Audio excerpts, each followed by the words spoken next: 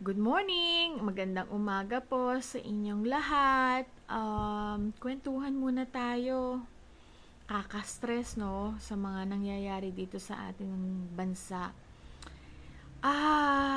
Maikwento ko lamang yung sinabi ni Sasrogando Sasot dun sa kwento niya na nung panahon ni Tatay Digong na siya ay mayor pa ng Davao, may lumapit sa kanya na isang tatay humihingi ng tulong dahil ang kanyang anak na babae ay ginagahasa ng kanyang kapatid na lalaki because this man is under the influence of drugs.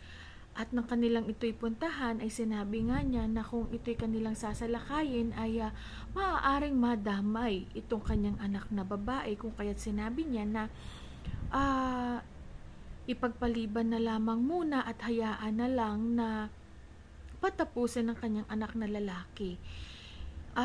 Narinig ng kanyang ama kung yung iyak at paghingi ng tulong ng kanyang anak na babae habang siya ay ginagahasa. Napakasakit, no? Imagine kung ikaw yung kapamilya nito, ng mga klaseng tao na ganito, no? Ano kayang gagawin mo?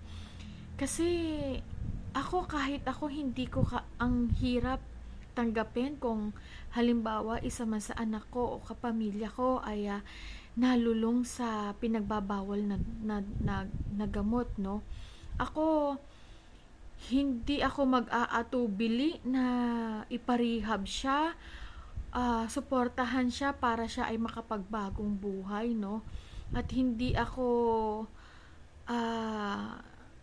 ko siguro siya pagtatakpan o ito-tolerate sa ganong klase ng bisyo, kasi kapag sila ay hinayaan at pinabayaan mo ay maaaring maapektuhan ng kanilang pag-iisip, gaya ng mga tao na to na nakakagawa ng krimen sa ating